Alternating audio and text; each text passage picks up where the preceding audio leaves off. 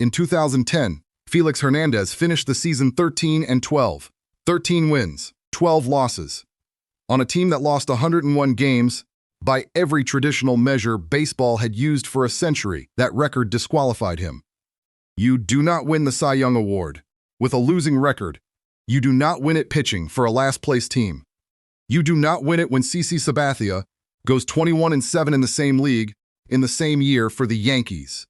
And yet Felix Hernandez won it unanimously. 21 of 28 first-place votes.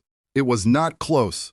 What happened in Seattle in 2010 was not just one pitcher's story. It was the moment baseball's voters looked at a win-loss record, looked at the numbers underneath it, and chose the numbers.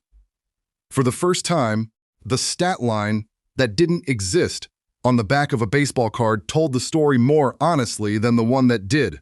But to understand why that mattered, you have to understand what Felix was actually pitching through. Seattle in 2010 was not just a bad team, it was a historically broken offensive environment. Ken Griffey Jr. had returned the previous year and retired mid-season. The lineup had no anchor, no protection, no depth. The roster was constructed around pitching and defense, and the pitching was Felix, and the defense could not manufacture runs no matter what the manager tried. The 2010 Seattle Mariners scored 513 runs, worst in the major leagues. Worst by any team since the designated hitter era began in 1973. Their team batting average was .236. Their OPS was the lowest among all American League teams. In 10 of Felix's starts, the Mariners were held to 0 or 1 run. He went 2-10 in those games with a 2.84 ERA. Hear that again. 2 wins and 10 losses. With a 2.84 ERA, he was elite. His team was historically bad, and the scoreboard kept telling the wrong story every 5 days. If you've ever looked at a baseball stat and wondered whether it was telling the truth, subscribe. That's exactly what this channel is built to uncover. Here is what the wins column actually measures. It measures whether the pitcher's team scored more runs than the opponent while he was in the game. That is it. It measures team offense. It measures bullpen reliability. It measures sequencing and timing. It measures a dozen things a starting pitcher cannot control. And in 2010, for Felix Hernandez, all of those things broke against him every single week for 6 months. His run support was 2.4 runs per start. The league average that year was over 4.5. Felix was pitching with roughly half the offensive support of a typical major league starter. Meanwhile, the ERA told a completely different story. 2.27. Best in the American League, best in the major leagues. Among starters with enough innings to qualify, he threw 249 2/3 innings, also best in the league. He struck out 232 batters, second in the AL. He held opposing hitters to a 212 batting average. He posted 30 quality starts in 34 outings. The advanced metrics went further. His FIP, fielding independent pitching, which strips out defense and measures only what a pitcher directly controls, strikeouts, walks, and home runs allowed, came in at 2.27, identical to his ERA. That alignment is rare. It means his results were not a product of luck or defensive positioning. He earned every number on that line. His whip was 106. He allowed fewer base runners per inning than almost any starter in baseball. He pitched at least 7 innings in more than half of his starts. And his WAR, wins above replacement, the metric that tries to capture total pitching value in a single number, put him clearly ahead of every other pitcher in the American League. CC Sabathia won 21 games that year for the Yankees. He had a 3.18 ERA. His FIP was higher than Felix's. His strikeout rate was lower. His whip was worse. His WAR was lower.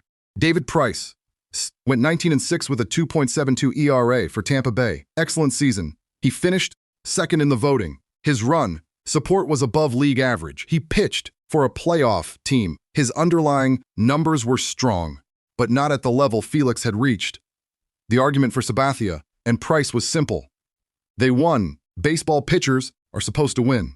The argument for Felix was harder to explain in one sentence, but impossible to refute when you looked at the full picture. He was the best pitcher in the American League. The record did not show it. The numbers did. Consider what that ERA actually required. to post a 2.27 ERA in the American League, pitching in a division that included the Texas Rangers, the Oakland Athletics, and the Los Angeles Angels. Lineups built to score runs. Felix, to be near perfect on a near-weekly basis, he could not afford bad innings because his team rarely had the cushion to survive them. Every run he allowed carried more weight than it would for a Sabathia pitching with a 3-run lead and a deep bullpen behind him. Felix was pitching with no margin for 6 months, and the ERA barely moved. That is not luck. That is not sequencing. That is dominance. Voters chose the numbers. 21 first-place votes, the most lopsided in Cy Young result in years. It was a referendum, not just on Felix Hernandez, but on how baseball had been evaluating pitchers for 100 years. Wins had always been the headline number. A 20-game winner was untouchable in award voting. A 13-game winner was an afterthought. The assumption, baked into that logic, was that a pitcher's win total reflected his performance. Felix's season broke that assumption permanently, because here is what the win-loss record actually told you in 2010. It told you the Mariners had the worst offense in modern baseball history. It told you their bullpen was inconsistent. It told you Felix pitched in a division with playoff-caliber lineups. It told you none of the things it was supposed to tell you about Felix Hernandez himself, and that is the trap. The wins column sets for every pitcher who ever threw for a bad team. The number accumulates context. It was never designed to carry. A win in Yankee Stadium with a 4-run lead feels different from a loss in Seattle when your third baseman boots a grounder in the 7th, but the box score treats them identically. One pitcher gets a W, one gets an L. The line between them is often the 8 men behind them. Felix Hernandez understood this better than anyone that year.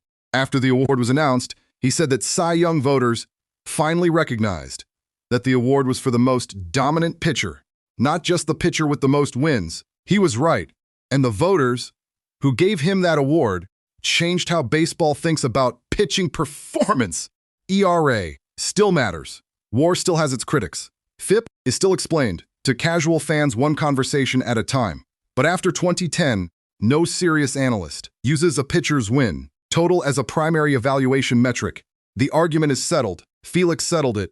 The 2010 Seattle Mariners won 61 games. They scored fewer runs than any team in decades. They gave Felix Hernandez 2.4 runs of support per start and sent him out to face AL lineups with an offense that belonged in a different era. He posted a 2.27 ERA anyway. He struck out 232 hitters anyway. He threw nearly 250 innings anyway. And in November, when the votes were counted, baseball finally admitted what the numbers had been saying all season. 13 wins was not the story. The record told the voters what the team had done. The ERA, the FIP, the WHIP, the strikeouts, those told them what Felix had done. For the first time, they knew the difference, and they voted accordingly.